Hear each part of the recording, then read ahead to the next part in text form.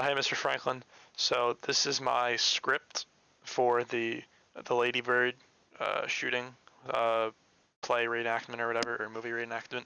Now I forgot to hang back in the Google Meet the other day, and sorry, I just had to make sure everything was recording, and I forgot to be assigned a partner. Also, I didn't really know anybody in the class, so I didn't really feel comfortable with working with anybody else. But for future assignments, you can put me with whoever you want if need to be. But for now, I'm using one of your former students, Sebastien.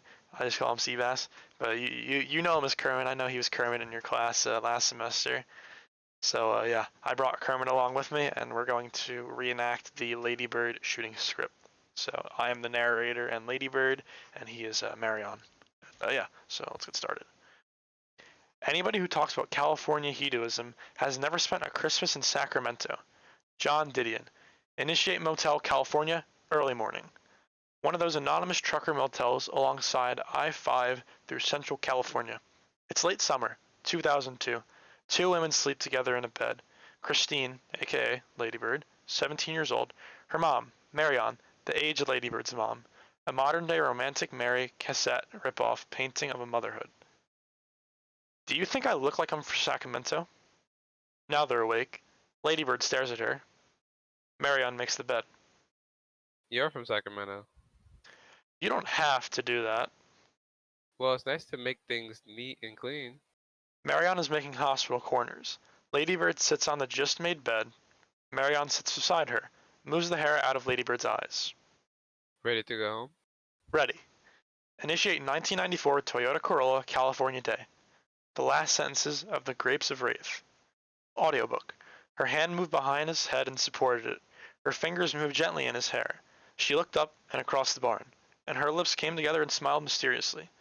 You have been listening to The Grapes of Wraith by John Steinbeck. If you... Lady Bird ejects the tape, returns it to the case from the public library. They are both crying. Our college trip took 21 hours and 5 minutes. They laugh and wipe their tears. It's a nice moment. They both have the same emotion. Lady Bird immediately starts looking for a good song on the radio. Hey, let's just sit with what we heard. Are you serious? We don't need to be constantly entertaining ourselves, do we? Lady Bird stares out the window, now sullen. Then, I wish I could live through something. Aren't you? Nope. The only exciting thing about 2002 is that it's a palindrome. Okay, fine. Yours is the worst life of all. You win. Oh, so now you're mad because I wanted to listen to music? It's just that you're being ridiculous. You have a good life. I'm sorry I'm not that perfect. Nobody has asked you to be perfect. Just consider it would do. I don't even want to go to school in this state anyway. I hate California. I want to go to the East Coast. Your dad and I will barely be able to afford in-state tuition. There are loans, scholarships. Your brother, your very smart brother, can't even find a job. He and Shelly work. They have jobs.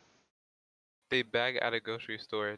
That is not a career, and they went to Berkeley. Your father's company is laying off people right and left. Did you know that? No, of course not, because you don't care about anyone else but yourself. Immaculate Heart is already at luxury. Immaculate fart. You wanted that, not me.